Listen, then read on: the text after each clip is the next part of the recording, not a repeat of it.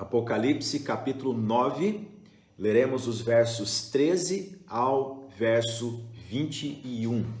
Diz-nos assim a palavra de Deus. O sexto anjo tocou a trombeta e ouvi uma voz procedente dos quatro ângulos do altar de ouro que se encontra na presença de Deus, dizendo ao sexto anjo, o mesmo que tem a trombeta: solta os quatro anjos que se encontram atados junto ao grande rio Eufrates. Foram então soltos os quatro anjos que se achavam preparados para a hora, o dia, o mês e o ano, para que matassem a terça parte dos homens. O número dos exércitos da cavalaria era de 20.000 vezes 10 milhares. Eu ouvi o seu número. Assim, nesta visão, contemplei que os cavalos e os seus cavaleiros tinham couraças cor de fogo, de jacinto e de enxofre. A cabeça dos cavalos era como cabeça de leão, e de sua boca saía fogo, fumaça e enxofre. Por meio destes três flagelos, a saber, pelo fogo, pela fumaça e pelo enxofre que saíam da sua boca, foi morta a terça parte dos homens, pois a força dos cavalos estava na sua boca e na sua cauda, porquanto a sua cauda se parecia com serpentes, e tinha cabeça, e com ela causavam dano. Os outros homens, aqueles que não foram mortos por esses flagelos, não se arrependeram das obras das suas mãos, deixando de adorar os demônios e os ídolos de ouro, de prata, de cobre, de pedra e de pau, que nem podem ver, nem ouvir, nem andar, nem ainda se arrependeram dos seus assassínios, nem das suas feitiçarias, nem da sua prostituição, nem dos seus furtos. Até aqui, nós lemos Apocalipse 9, do 13 ao 21. Esse contexto do livro do Apocalipse, ele deve ser entendido com bastante humildade e respeitando a simbologia que Deus fez com que João tivesse. Tanto na sua visão, João viu isso, ele expressa claramente, eu vi tais coisas, e ele viu muito além. E ele usa de elementos da terra para trazer o significado de tamanha visão que ele teve da parte do céu. Lembramos que João está no céu, ele foi levado em espírito pelo Senhor Jesus para adentrar o local da sala do trono, onde ali ele tem a visão de tudo, a visão do passado, presente e futuro. E ele inclusive teve aquela visão gloriosa do momento da coroação de Jesus Cristo, quando subiu ressurreto dentre os mortos e assentou-se à direita de Deus Pai. O Cordeiro então, ele tomou o livro, ele abriu os selos. E então nós estamos numa sessão que vai do capítulo 8 ao 11, é um bloco paralelo que conta a mesma história do Apocalipse com outro foco. E agora o foco não está na abertura dos selos, mas sim nas trombetas. E qual é a semelhança que há? É que ambos, selos e trombetas, eles são abertos ou tocados por causa do poder e da dignidade que há no Cordeiro, em Jesus Cristo. Qual é a importância de nós lermos esse texto e estudarmos hoje, precisamente no dia de hoje, no Brasil? Alguém pode dizer, nossa, pastor Davi, esse texto é muito forte, porque ele fala de 4 anjos procedentes da região do Eufrates, e não é uma mensagem tão positiva, eles vêm, parece que passando o aguilhão sobre a humanidade. É isso mesmo, só que nós devemos lembrar que estamos ainda com João na sua visão, desde quando um anjo se coloca na presença de Deus Pai e ele, na presença de Deus, recebe muito incenso. E por que ele recebe muito incenso? Como diz no capítulo 8, porque há muita oração na presença de Deus. Ali ele vai ofertar, então, ele vai oferecer o incenso, como havia no tempo do Antigo Testamento, no templo, o incenso, a fumaça que subia, representava as orações. E assim João vê também na presença de Deus. Muito incenso é por causa da muita oração que havia. E quem é que ora? Os santos, todos aqueles lavados e remidos no sangue do Cordeiro, a igreja, o povo de Deus, do Antigo e Novo Testamento, o povo que ora, o povo que busca a Deus. A mensagem de hoje, ela tem muito a ver com o dia de hoje, no Brasil e no mundo, porque tudo isso aqui está acontecendo por causa da oração dos santos. As pessoas, elas oram, a oração chega à presença de Deus, e no capítulo 8 nós constatamos isso, que a resposta de Deus à oração dos santos, que sobe como incenso, que é oferecido pelo anjo ali naquele momento, a resposta é que o anjo, ele toma fogo do altar na presença de Deus e lança o incensário em direção à terra, e a partir de então as trombetas começam a ser soadas, né? As 4 primeiras trombetas, elas são juízos de Deus, que vêm sobre a terra por meio de calamidades naturais, que tocam toda a humanidade. E as 3 seguintes, que ainda vem uma voz que diz para João, né, que brada para todo o canto na face da terra, que ainda não chegaram os 3 ais vindouros, e nós já analisamos algumas coisas aqui sobre essas dores, esses ais que virão. Chegamos ao momento em que a 6ª trombeta, ela é soada, e quando ela é soada, diz-nos a palavra do Senhor que o 6º anjo tocou a trombeta e ouvi uma voz procedente dos 4 ângulos do altar de ouro, que se encontra na presença de Deus. É uma referência ao altar do incenso. O altar do holocausto, o altar dos sacrifícios, ele ficava na parte externa do tabernáculo ou do templo, nos tempos do rei Salomão em diante, né? E o altar do incenso ficava no compartimento interno, no santuário, onde ali o sacerdote oferecia, e essa fumaça ocupava todo esse recinto, simbolizando a oração. E aqui no Apocalipse, nós vemos que este anjo tocou a trombeta e uma voz procedente dos 4 cantos deste altar, dos 4 ângulos deste altar. A menção grega é dos 4 chifres. E qual é o significado de chifres em Apocalipse? Autoridade. Autoridade, é isso que significa. O chifre, ele é símbolo de autoridade. Tudo aqui é uma linguagem simbólica com uma riqueza de mensagem. E desses 4 cantos, essa voz, ela tem um mandato. Ela vem da presença de Deus, dizendo ao 6º anjo, o mesmo que tem a trombeta, para que ele solte os 4 anjos que se encontram atados junto ao grande rio Eufrates. Muito bem.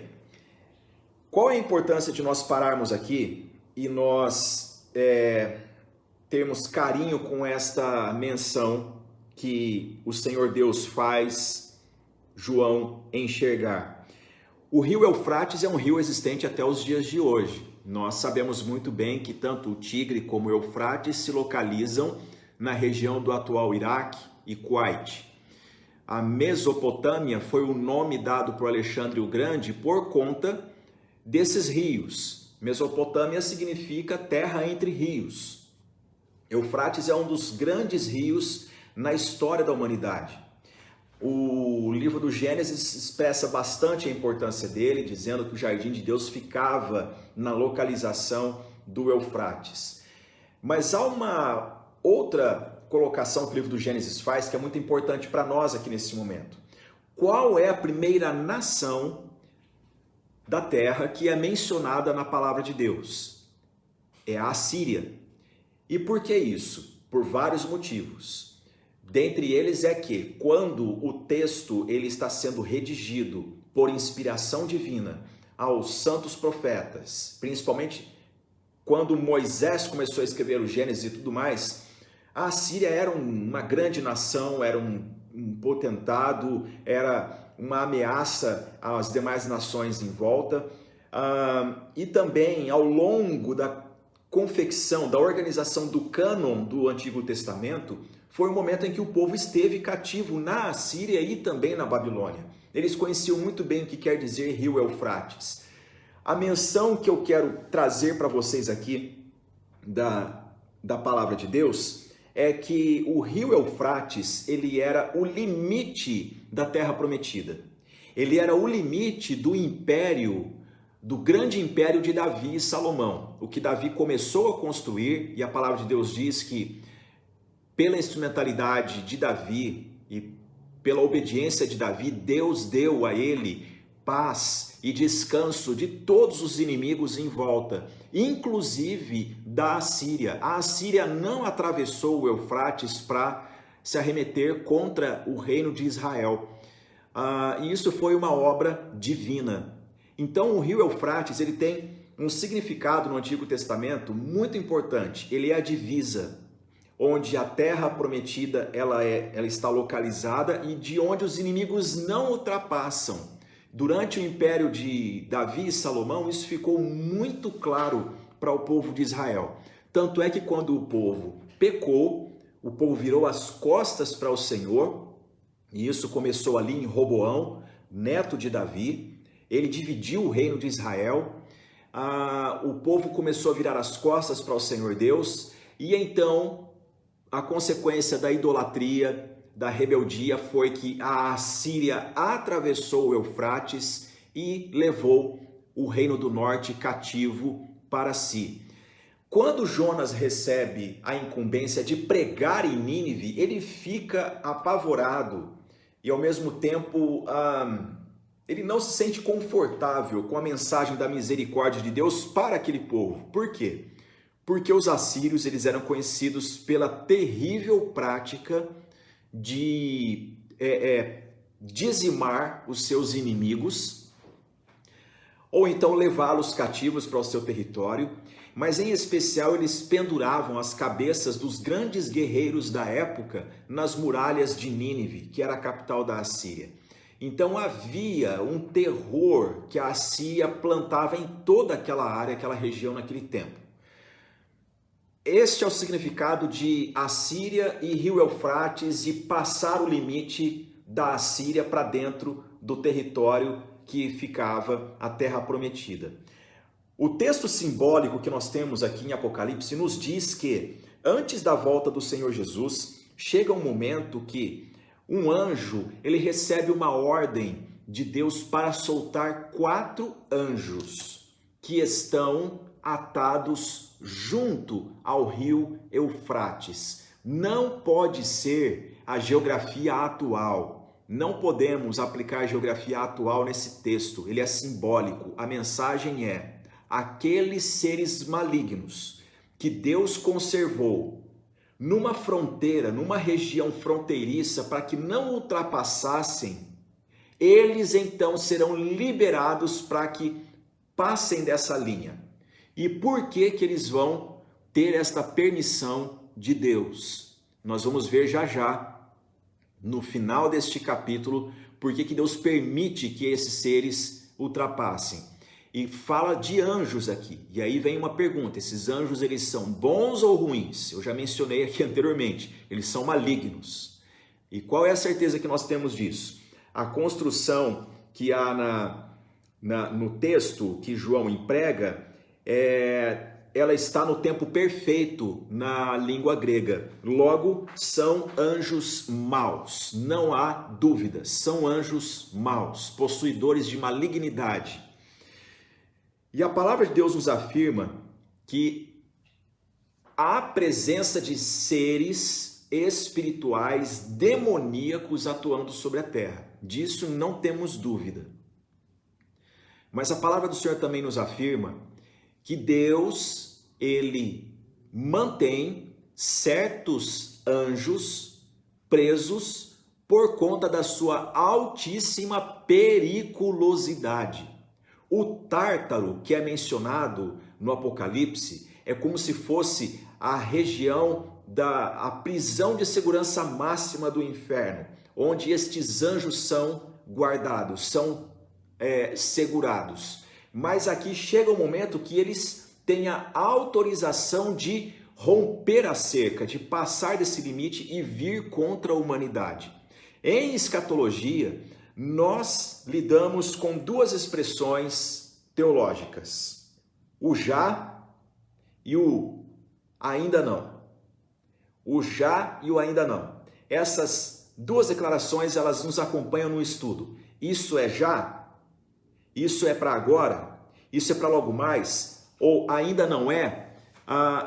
Quando que nós aplicamos tudo isso? É difícil demais de nós lidarmos com isso. Mas eu tenho me esforçado e tenho orado, buscado em Deus luz para a gente estudar a palavra juntos, porque os dias são maus e eles são péssimos. E uma das coisas que nós temos nos nossos dias é a letargia espiritual. Que é isso? Sono profundo. E esse sono profundo faz com que nós não queiramos estudar textos bíblicos como este aqui. Na alternativa de ler Salmo 23 e ler Apocalipse 9, qualquer cristão vai ser tentado a ler o Salmo 23. Mas toda a palavra, toda a escritura é inspirada por Deus. Tanto o Salmo 23 como o Apocalipse 9. E por que nós temos dificuldade de estudar um texto que fala sobre Deus autorizando anjos de altíssima periculosidade vir sobre a humanidade e atacar com flagelos? Porque nós estamos acostumados a um tipo de mensagem do bem bom, a um tipo de mensagem do tudo vai dar muito certo, tudo vai ficar muito bem. Devemos ser pessoas positivas, não há nenhum problema nisso. Devemos propagar mensagem que eleve as pessoas, não que as derrubem, mas que essa mensagem ela seja cristã, ela seja bíblica. Porque o que se diz para os homens hoje em dia é que tudo vai ficar bem porque eles são alguém. E esse alguém que dizem para os homens é: vocês são pessoas maravilhosas, então tudo vai ficar muito bem. Quando a palavra de Deus diz o seguinte, que Deus sonda os corações e sabe que o coração do homem é inclinado à idolatria. Vocês verão aqui que no final deste capítulo há duas declarações do porquê esses anjos vêm com seus flagelos. Porque os homens não se arrependem duas vezes, por um motivo externo e um motivo interno. Nós vamos chegar lá. Agora veja só, Judas nos diz, no versículo 6, Judas é uma carta curtíssima que você pode ler na sua devocional hoje, antes de dormir, e ver que são versículos, e ele faz uma declaração interessantíssima. Ele diz que, e a anjos, os que não guardaram o seu estado original, mas abandonaram o seu próprio domicílio, ele tem guardado sob trevas, em algemas eternas, para o juízo do grande dia. Essa declaração que Judas escreve é um mistério, mas é fato, é a palavra de Deus. Deus, ele mantém certos anjos em uma prisão especial por conta da sua periculosidade. Agora, aqui em Apocalipse, nós estamos vendo que Deus está liberando certos anjos para que traga flagelos. E como que isso é interpretado pelo povo de Deus?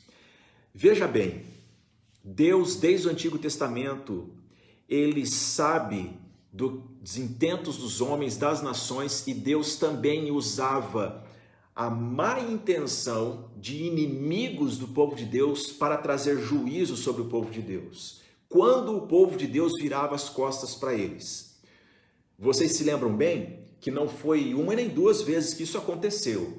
Desde o livro dos Juízes, nós temos menção que o povo virou as costas e então por isso Deus permitiu que certos inimigos viessem contra o povo de Israel. E em especial no que diz respeito a rio Eufrates, como fala aqui em Apocalipse, era a grande nação da Assíria.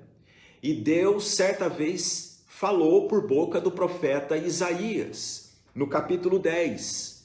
Isaías capítulo 10 é um recado de Deus para a Assíria, que ela estava levantando-se contra o povo de Deus, traria flagelos contra o povo de Deus. Deus permitia que isso acontecesse e após a Assíria trazer tais flagelos, Deus julgaria a Assíria. Olha só o que diz Isaías capítulo 10. Ai da Assíria, cetro da minha ira. É como Deus chama a Assíria nos dias do profeta Isaías.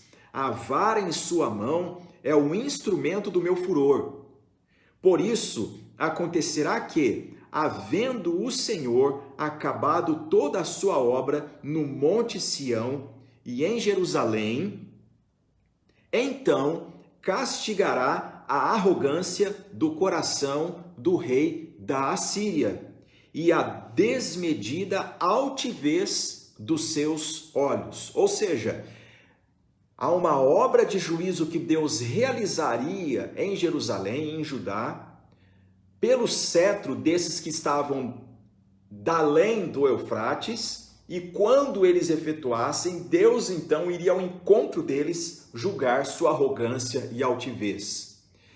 Irmãos, qual é a aplicação disso para os nossos dias? Há uma frase de João Calvino que ela é muito pertinente para o que nós estamos vivendo em todas as esferas, do mundo todo. É que quando uma nação vira as costas para Deus, Deus permite que seja levantado governantes corruptos para trazer juízo sobre tais nações.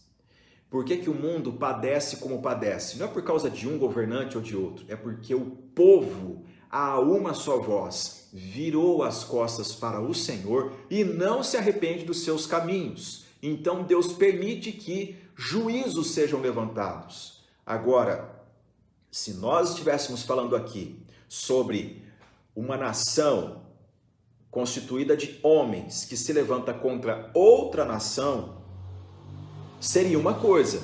Mas o texto simbólico de Apocalipse está nos dizendo sobre anjos malignos. Ora, veja bem, no Antigo Testamento nos fala que um só anjo dizimou o exército de milhares da Síria. Eles são seres espirituais criados por Deus. Eles não têm todo o poder é concedido a eles.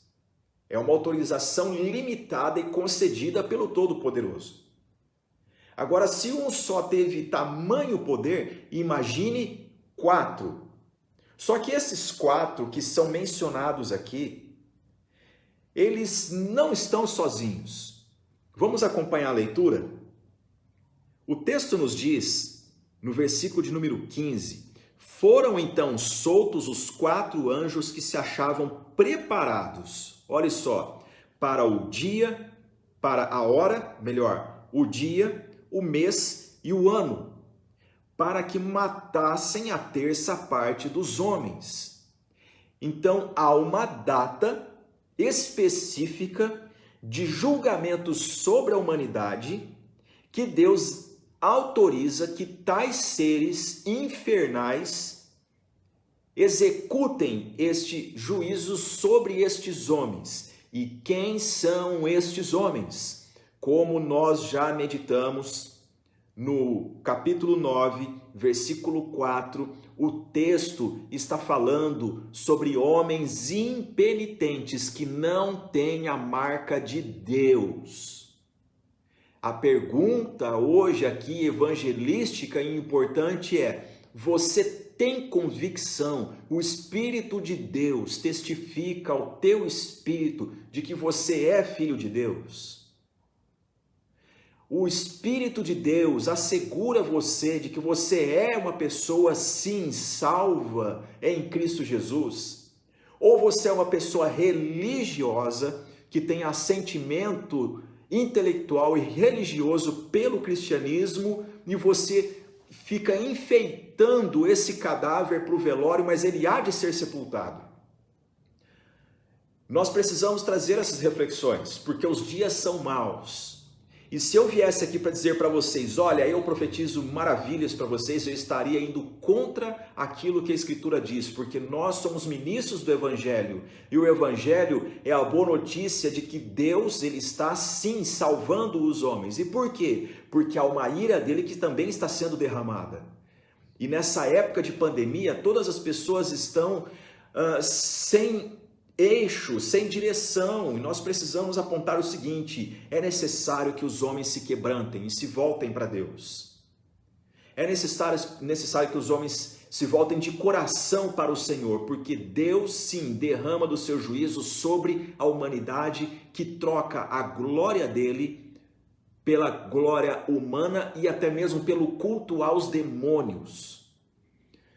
Voltando no texto, o número, versículo 16, o número dos exércitos da cavalaria, preste atenção nisso, era de 20.000 vezes 10 milhares. João diz, eu ouvi o número. Por que João fala eu ouvi o número? Porque contar isso aqui é trabalhoso demais. Então uma voz disse para ele, João, é esse o número, anote, dê esse recado para a igreja. Esse é o número deles. E qual é o total que nós temos? 200 milhões. Meus irmãos, qual é o exército no mundo que possui 200 milhões de guerreiros arregimentados para um embate? Mas eu repito, o texto é simbólico e ele não está dizendo sobre homens contra homens. Ele está falando sobre um número incalculável de forças malignas que vêm desse fosso quando esses 4 anjos são libertados para impingir sofrimento sobre a humanidade. Tem condições de qualquer governo, qualquer homem bater no peito e dizer, eu dou conta do recado? Tem condição de uma pessoa dizer, eu estudei para isso, eu trabalhei para isso, eu não temo isso que está por vir. Eu quero chamar você para hoje dar importância ao contexto que Apocalipse está nos dizendo. O contexto aqui é sobre oração. Oração. Se você viver na sua própria força, quem é você diante de tamanha malignidade que é liberada como juízo sobre homens que não têm a marca de Deus? Se você não tem a marca de Deus, se prepare. Se prepare. Se você brinca com Deus, é porque você não tem a marca dele. Se você é uma pessoa que virou as costas para o Senhor, foi após os seus próprios ídolos, sejam eles de que espécie for, se prepare, porque o que a Escritura está nos dizendo, isso será liberado. E nós, como já havíamos dito, nós vivemos entre o já e o ainda não. Nós perguntamos, isso já está acontecendo? E ao mesmo tempo nós temos humildade para dizer, ainda não. Pode vir a acontecer. Quem disse, já está acontecendo durante a Segunda Guerra, quando Hitler fazia tamanha atrocidade, depois disso, depois que passou tudo, disse, ainda não, porque não veio o fim ainda. Há algo pior para acontecer, e a coisa ela vai se avolumando, vai se escalonando. Então nós, nesse já e ainda não, olhando para o texto de Apocalipse, só temos uma coisa a fazer, sermos pessoas que têm a marca de Deus, povo de oração. Porque é esse povo que estes anjos malignos não tocam. Eles são libertados para afligir, para trazer flagelo sobre a humanidade impenitente. Acompanhe comigo os versículos 17 e 18, o que João fala sobre a característica desta cavalaria do inferno. Assim, nesta visão, contemplei que os cavalos e os seus cavaleiros tinham couraças cor de fogo, de jacinto e de enxofre. A cabeça dos cavalos era como cabeça de leão, e de sua boca saía fogo, fumaça e enxofre. Por meio destes 3 flagelos, a saber, pelo fogo, pela fumaça e pelo enxofre que saíam da sua boca, foi morta a 1/3 dos homens. Pois a força dos cavalos estava na sua boca e na sua cauda, porquanto a sua cauda se parecia com serpentes e tinha cabeça, e com ela causavam dano. O que João quer nos dizer aqui? Assim como anteriormente os gafanhotos que graçaram a terra, eles tinham o rosto de homem, queria dizer o seguinte: quando as pessoas se deparam, dizem, é familiar nosso, é familiar este rosto, é da humanidade isso. Mas a sua cauda, no caso dos gafanhotos, trazia um aguilhão de escorpião. Agora aqui, eles têm um semblante de ferocidade, de destruição. E quando fala de cauda que destrói, é que não tem como uma pessoa dizer, já passou, que alívio. Não, ele passou, mas a sua cauda continua causando danos. É isso que João está dizendo em sua mensagem. E aí chega o momento do nosso tema. É que tudo isso acontece e está para acontecer. Eu fico imaginando, como eu disse para vocês na nossa última live, a que ponto que a humanidade chegou. E eu não vou ficar mencionando aqui tantos detalhes, porque eu acho impróprio, mas eu fiquei chocado com o tema da Deep Web, que é o submundo da internet, onde ali os terroristas tramitam acordos de onde vão atacar, como vão atacar, coisas desse tipo. Nessa Deep Web, esse submundo da internet, as pessoas negociam coisas terríveis, vão desde tráfico de drogas a tráfico de crianças, tráfico de mulheres, de homens. E eu li uma matéria que chega ao ponto de pessoas encomendarem garotas e garotos para serem utilizados em orgias sexuais, são mutilados para que não possam reagir, o corpo é utilizado como se fosse um boneco, depois é lançado fora isso, e tem pessoas na Deep Web que passam para recolher o corpo e depois dar um fim, e ninguém fica sabendo de nada. Terrível isso. A que ponto que nós chegamos? E nós temos pais e mães que acham que está tudo bem dar um smartphone para o filho e não cuidar dele. E acha que está tudo bem quando um filho fecha as portas do seu quarto e fica lá trancado na internet e está tudo bem. Ele pode estar acessando coisas deste submundo. E aqui eu vou falar para vocês com propriedade, porque eu experimentei isso. Certa vez eu conheci uma família que estava sendo agrilhoada por poderes infernais. E a preocupação estava com um garoto. O menino daquela casa, ele era muito introspectivo e ele ficava o tempo todo jogando na internet. Aquele menino, ele aprendeu a falar o idioma polonês, que é um dos mais difíceis para nós de fala latina. E ele disse para mim que ele aprendeu o idioma polonês jogando na internet. E chegou a um ponto dele fazer acordos e ser submetidos a práticas que ele desconhecia. Ele era levado por aquilo, ao ponto dele ficar possesso dentro de casa e não haver solução para esse menino. As pessoas fugiam dele.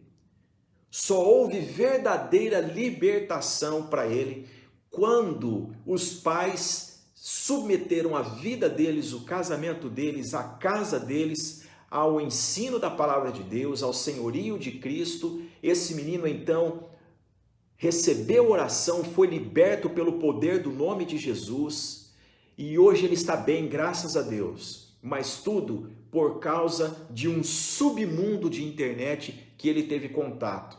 E para ele, houve convites de terroristas, houve apelos sexuais dos mais diversos, houve ofertas de traficantes, tudo que você possa imaginar.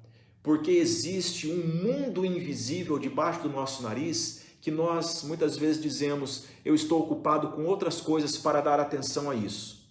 Isso eu disse a respeito da internet. Agora, o que nós lemos aqui em Apocalipse capítulo 9 diz respeito a coisas espirituais e nós vivemos também dizendo a mesma coisa. Eu estou muito ocupado para ouvir um estudo bíblico desse tipo e para saber esse tipo de informação.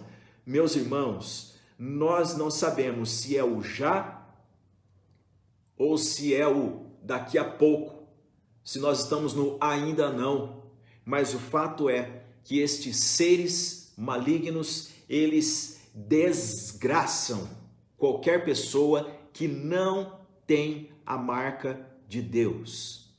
E hoje você pode perguntar para mim, Pastor Davi, eu estou chocado com essa mensagem e eu não quero perecer, eu não quero que minha família pereça, como que eu faço para ter a marca de Deus? O texto nos aduz a isso. Veja só o versículo 20.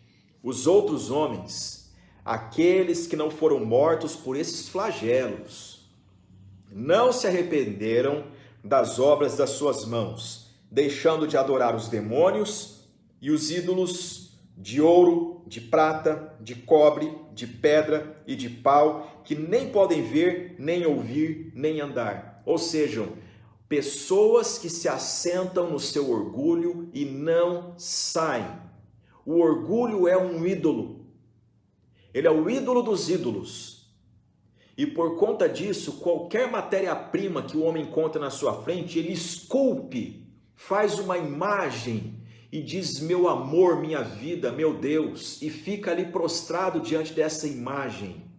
E aqui o texto está nos dizendo algo que nós, desde o livro do Gênesis e principalmente no Êxodo, nós ouvimos e ouvimos, mas ainda não penetra o coração endurecido. Não farás para ti imagem de escultura, nenhuma do que há sobre o céu, ou sobre a terra, ou debaixo da terra. O Senhor nos ordenou assim, mas nós buscamos atalhos para adoração. E aqui eu também faço menção concernente a algo chamado dinheiro, porque o texto nos fala sobre metais preciosos, ouro, prata, cobre. Você pode não se curvar perante uma imagem de porcelana, mas você pode ter o coração inclinado a um cifrão, e isso também é perigoso.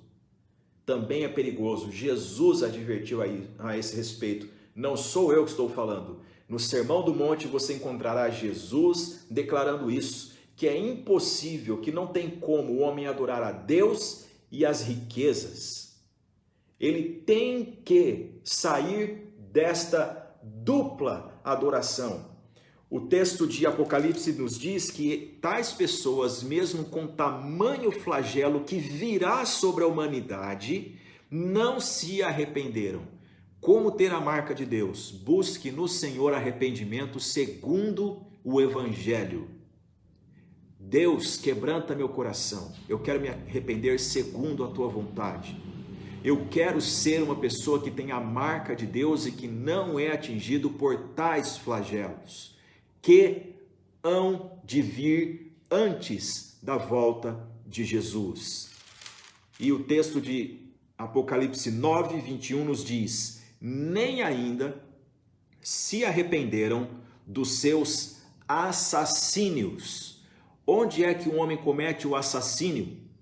Segundo o ensinamento de Jesus no Sermão do Monte, não é quando a adaga ela entra na garganta do outro. É quando no coração a pessoa anula o próximo. Ele já cometeu o assassínio. O adultério não é quando o ato é consumado num leito. O adultério é consumado no coração. Jesus assim disse. Como está o nosso coração? Ele tem a marca de Deus ou ele é desta horda de pessoas que se satisfazem com as mensagens positivas, que não gostam de ler sobre o juízo de Deus e não se inclinam e não se quebrantam?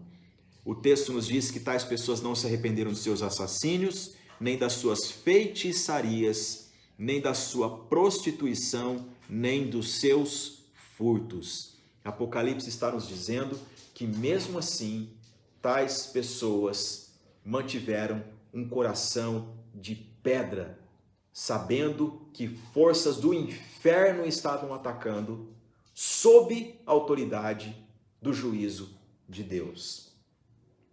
Sobre o que é esse estudo? Sobre nós fazermos uma análise sobre essa palavra arrependimento e a necessidade que há de trazermos isso à tona, de nós conversarmos sobre isso dentro de casa, de nós pregarmos sobre isso para as pessoas. Eu sou como você, eu tenho ouvido muitas notícias negativas nos últimos dias, eu também estou cansado dos jornais, eu não vejo a hora de ouvir algo bom, mas nós não podemos trazer nenhum paliativo. Se você for a um profissional médico e estiver com uma enfermidade grave, e ao invés dele submeter você ao tratamento devido, imagine só um paciente que vai com um tumor, e ao invés do médico dizer, eu vou tirar esse tumor numa cirurgia, vai doer, mas é necessário tirar, ele diz, volta para casa, toma um analgésico e dorme. Nós vivemos uma geração assim, que as pessoas elas abrem a Bíblia e dizem para as outras, toma um analgésico e dorme, que isso passa. Mas aqui nós estamos vendo que é necessário nós repensarmos sobre o tema do arrependimento e sermos gente de Deus no meio dessa geração. Que Deus te abençoe, que Ele te capacite para ser essa pessoa e que Ele te use na sua geração, nesse momento, que o mundo está clamando por alívio e bálsamo, que também anunciemos o que é requerido de todos nós, que nós mudemos a mentalidade em direção a Deus. Que Deus abençoe cada um de vocês. Vocês tenham uma ótima noite e use do tempo para ler a palavra do Senhor, para meditar na palavra do Senhor. Conheça ao máximo Jesus, porque Ele é teu Salvador. Fiquem com Deus. Um forte abraço. Em nome de Jesus. Tchau, tchau.